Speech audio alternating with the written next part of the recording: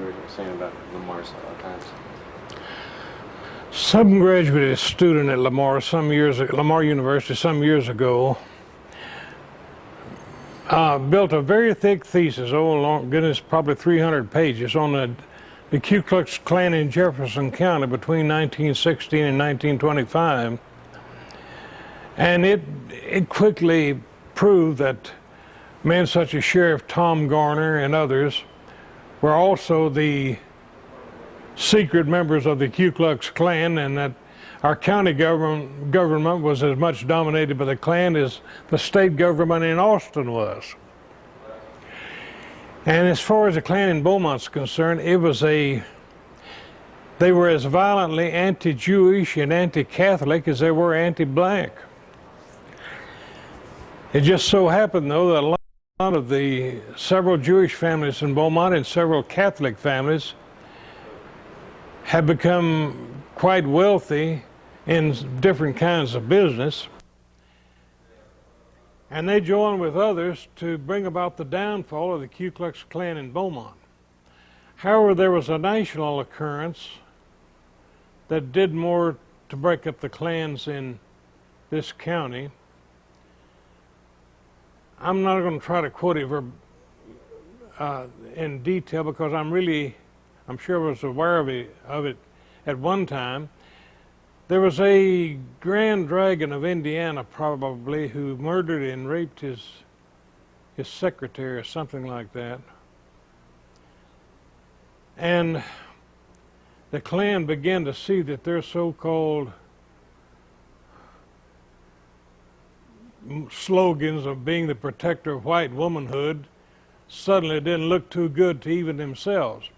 In fact, the Klans... Can you start that story over again about the Grand Dragon? I hate to be quoted per se on this, since it's been many years since I've read that thesis, but a very large, a person very high up in the Klan, and I'm going to call it the Grand Dragon. I use that name to denote anyone of rank in the Klan, murdered and raped his secretary. And it began to show a lot of them that they weren't the great protectors of white womanhood that they made out to be. In fact, many clans, especially the one in Port Neches that I know of, voted themselves out of existence because of that. And the Klan, in about 1 year's time, dropped from a membership of about 6 million men back down to something less than 1 million, and was the biggest factor in its destruction. Since that time, there have been individual claverings or localized groups of the Klan scattered over the South, but their membership has never come back to what it was in 1925, and never will in all probability. I think even the FBI figures one of the reasons they don't pay too much attention. Oh yeah, they're well aware of those who carry on, like the man in Waco. But they know the Klan membership today is somewhere between probably 20 and 50,000, so small that it couldn't be a big factor. Still, they keep their eyes on it, keep track of it, but they do it in the usual kind of silence that the FBI applies to everything. I don't think, though, they ever figure it's ever going to come back to where it was a nationwide nuisance like it was in years gone by. What is the one thing you'd like to say to the world, the one thing you'd like the world to know, that the world has all these preconceptions of Vidor in Southeast Texas? What's the one thing you'd like the world, to really know about this area? Well, if I mention one thing about Vidor, it is that for many years it was no better or no worse than any other towns around here. I grew up in a completely white society, white schools, white churches, white everything. And although in the case of Nederland, which has been my home now for more than 60 years, when it decided to desegregate its schools, it did so with so little fanfare that it didn't even make the paper. They just announced that on the first day of school in the fall of like 1960, the Nederland schools would be segregated, and although they didn't have a big black population, perhaps 25 black students in the entire school, almost no one knew about it until the day it took place, and that's the way it's been ever since. Port Neches probably did not have any black population at the time that the Brown versus Board of Education Supreme Court decision was laid down. And today, Nederland doesn't have a large black population. There are scattered out groups. Like I said, in an apartment complex across from where I live, I see black children playing all the time. So I know there are black people living locally in Nederland. I don't think, though, that there will ever be a black population amounting to 40 or 50% like there is in Beaumont and Port Arthur. But certainly, I know for a fact that blacks are now accepted in Vidor. They're trying to do like Nederland is, not making a big issue or a newspaper history of what takes place over a newspaper. I mean, something to be published in a newspaper. There have been blacks in the Vidor School District now for quite a few years, even before Bill Simpson moved over there. The assistant postmaster in Vidor, as I understand it, was black for quite a few years.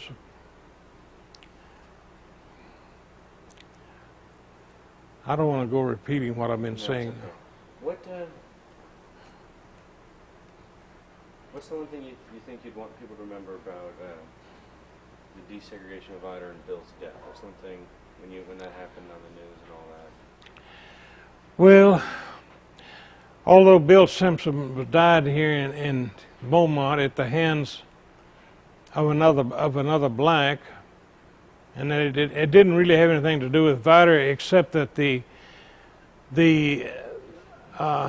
scorn and whatnot that was shown upon him while he lived over there made it such that he didn't want to live there anymore, and the fact that he moved back and was killed the same night really had nothing to do with Vidor, except that he just felt like he couldn't take the scorn of his neighbors. However, it probably brought about a lot of soul searching on the part of the Vidorians, and I'm sure it has something to do with the present day attitudes toward blacks over there today. About all I can say for Vidor is that it's not the Vidor of old. I remember sitting in a sociology class in the 1960s when the sociology teacher liked to bring up the fact that Vidor was an all-white town and castigated as much as he could. And of course, there were people from Vidor in that class that were very unhappy with that, but nothing was said. I mean, you don't talk back to a teacher.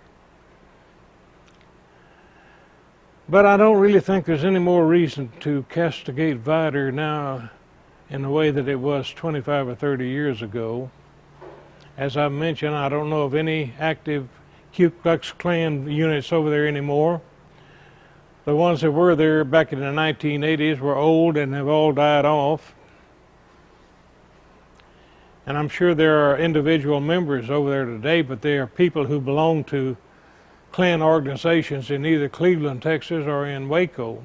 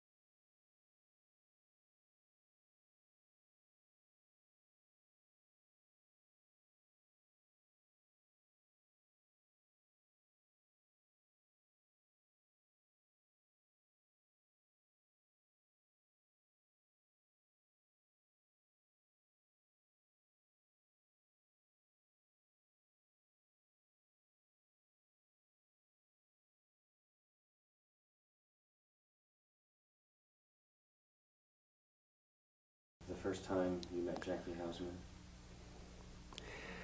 The first time I met him, Or can you say the first time I met Jackie Hausman? the first time I met Jackie, Take a breath. the first time I met Jackie Hausman was right after he'd moved into Viter Public Housing. He had Klan paraphernalia all over his Ford van. One of the neighbors came and told me about it, and the next day, Jackie came wandering up to our front yard. Joyce and I were sitting outside talking, and Jackie and his wife Frida came up and introduced themselves. And that's the first time I met him. We had tea and talked about Viter and the fact that he lived there. I questioned him why he was in a 2-bedroom apartment when there were only 2 of them. He said, "I'll have to show you something." He went back to his house and came back with a map of the housing authority area there. The map had several names highlighted on it. He said those were the troublemakers and dope dealers that lived in the neighborhood.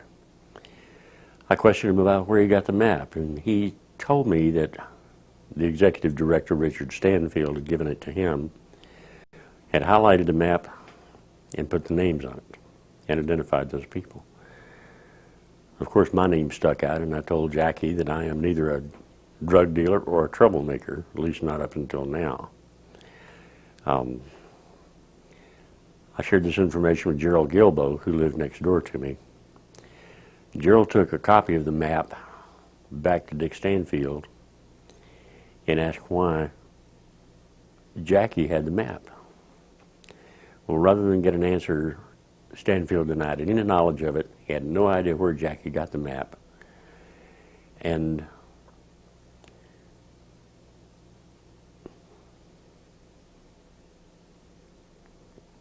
about a week later, Gerald was evicted from public housing.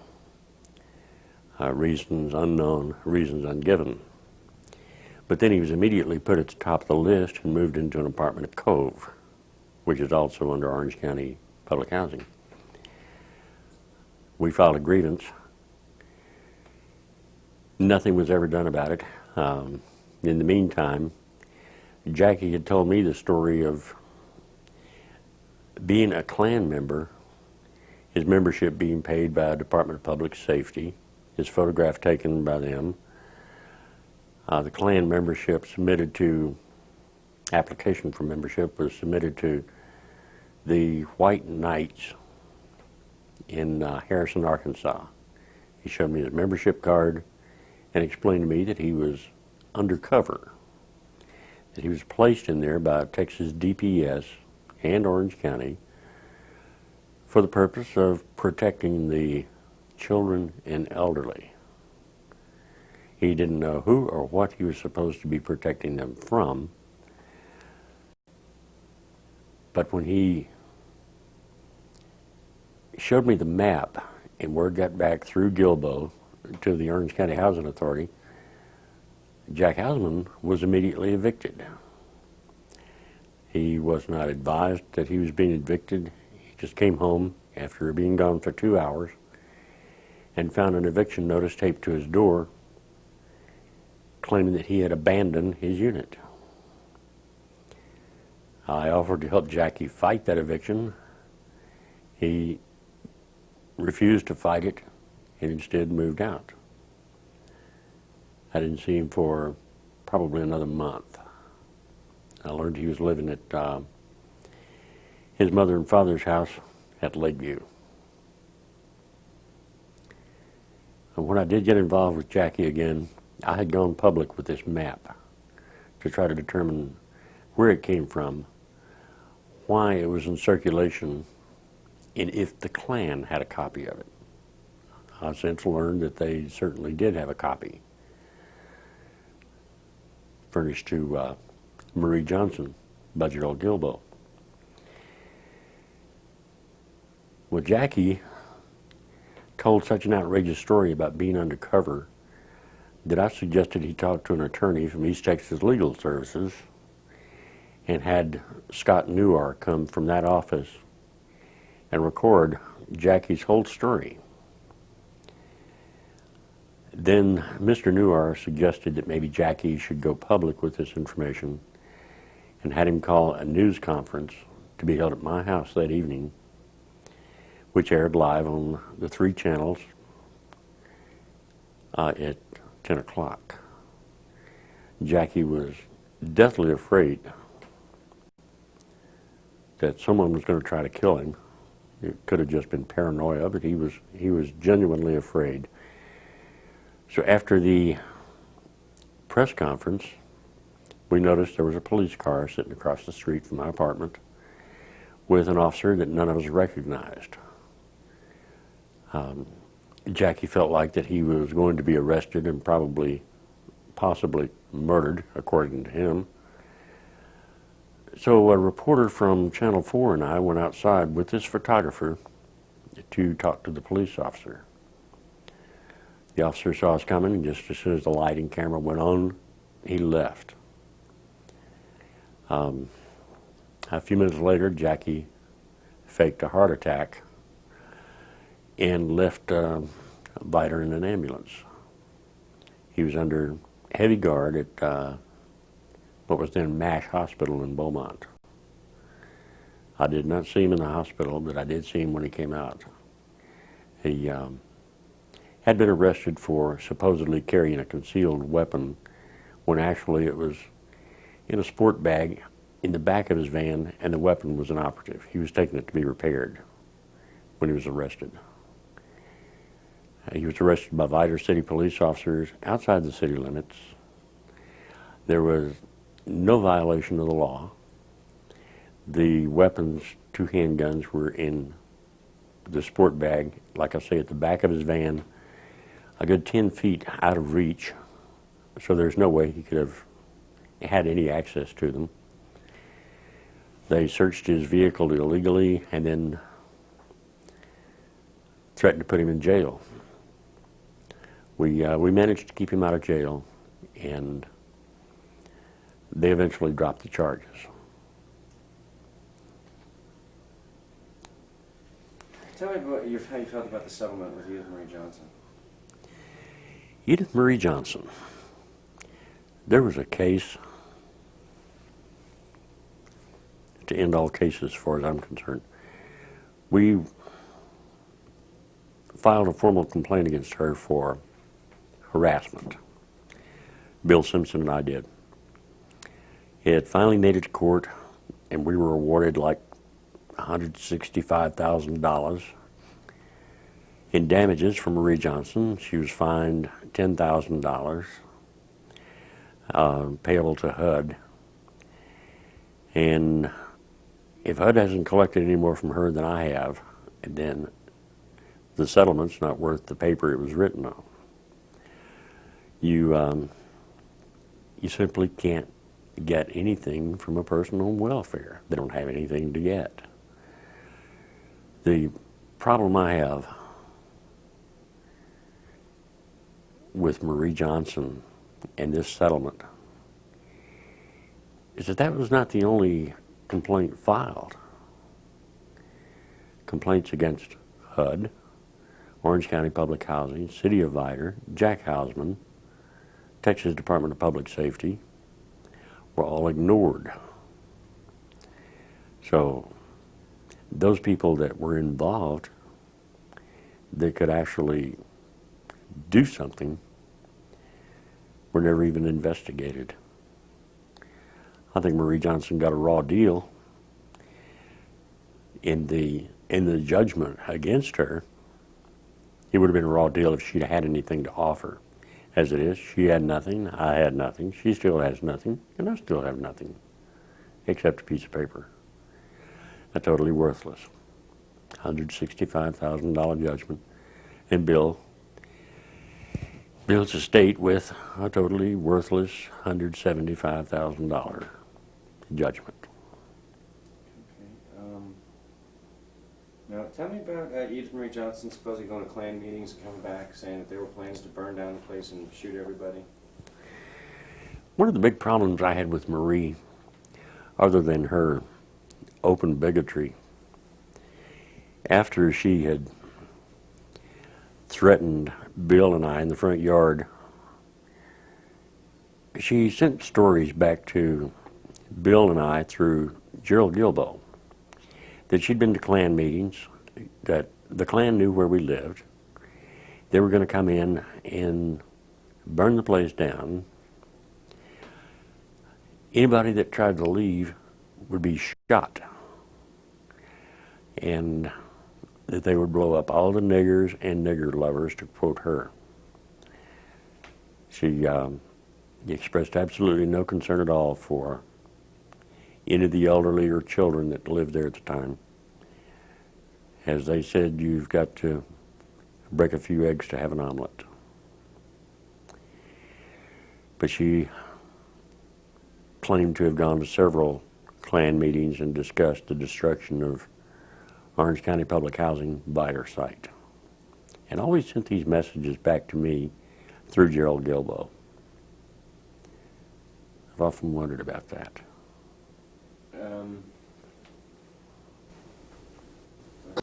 What do you think of the Bill Simpson Community Center?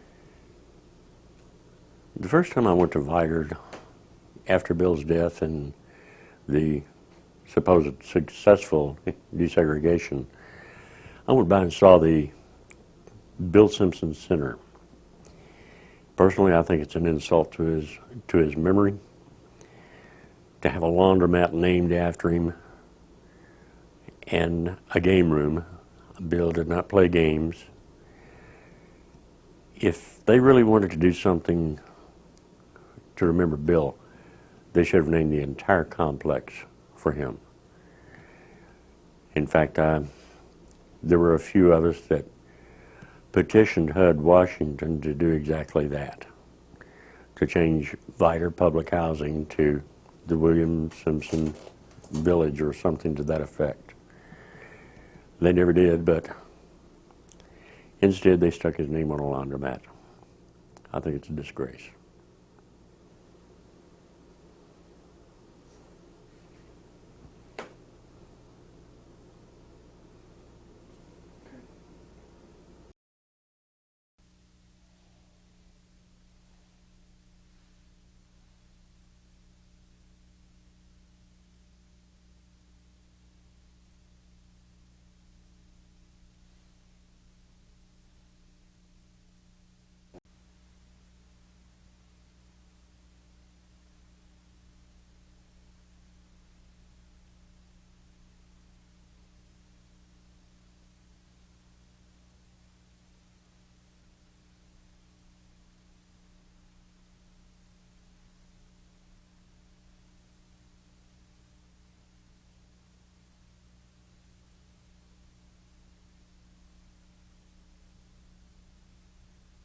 You're going to tell me what this is? Is this thing they put on his door? Yes, that's a copy of Jackie Hausman's eviction notice that was hanging on his door, giving him 2 days to move out.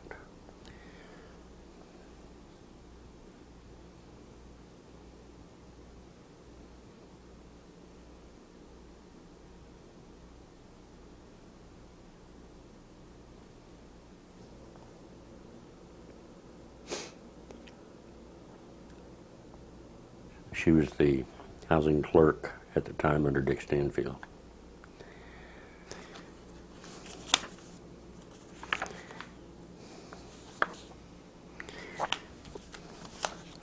On Barrington Drive.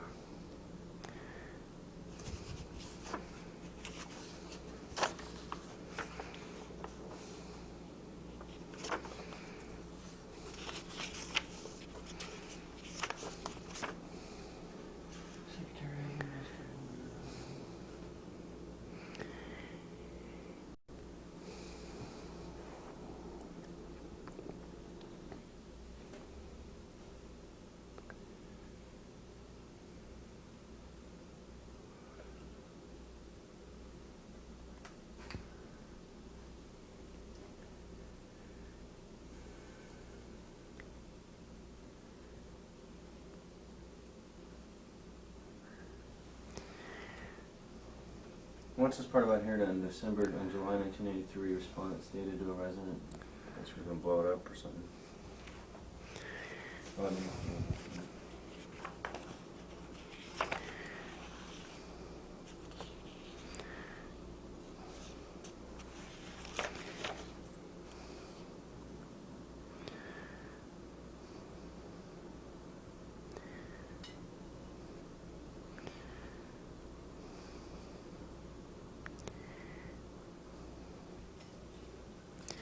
You know, something that blows my mind.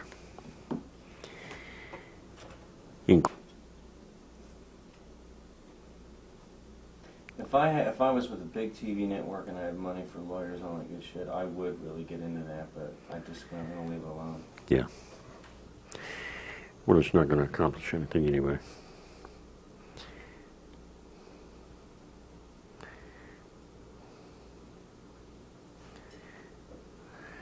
Yeah, that's what it's all about.